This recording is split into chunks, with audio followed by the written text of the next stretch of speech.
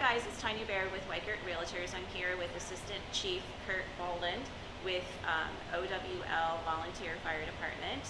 Thank you for joining us, or me, I said us, but it's just me and him, hanging out.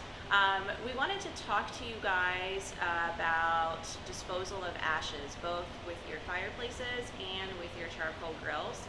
So both times of the year, you know, in the winter and the fall, and then in the spring and summer, you're going to do basically the same thing, but he's going to elaborate a little bit more. Sure. So disposal of ashes from both fireplaces and grills is a common cause of fires in people's residential homes.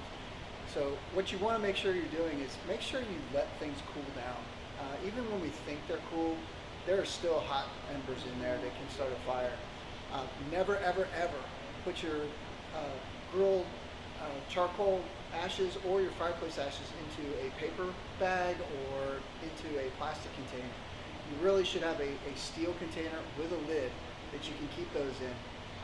When you do dispose of them and get them out of either the fireplace, firebox, or out of your grill, don't just set them on your deck, especially if you've got a wood deck, right? Take that steel container that you have with the lid on it, put it out somewhere further away from the house so that in case there is anything in there that's still hot and someone kicks it over by accident or it gets knocked over, it doesn't cause any problems and catch the house on fire from the deck or from someplace else. Yeah, I'm envisioning like the old school trash cans that were silver with the lid, you know, like that's, I don't even know where you could find those, but I'm sure there's any sort of steel or aluminum, anything like that, right? It doesn't have to be as big as a trash can like that. A lot of people though, you can go to a fireplace store and order a specific one that's for disposal of ashes that works for your grill as well. Right.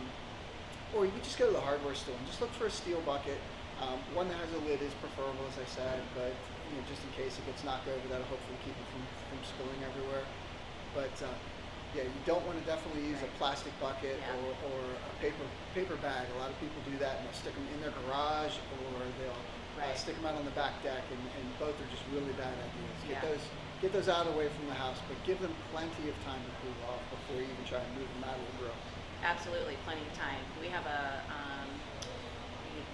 fire pit, which I think not a lot of people do, you know, and we do a fire pit every once in a while outside, and literally it'll be the next day and we'll go out there and there's no fire, there's no flames, but you touch it and you can still feel some heat, so the underneath is still ready to do what it is supposed to do if you put it in the wrong thing. Sure, you stir up those ashes and you'll find some hot spots in there, even leaving it overnight in your fire pit. Right, yeah. Well, thank you so much for those tips. Just friendly reminders so that we are all safe during the time when we have a fire in our fireplace or having a cookout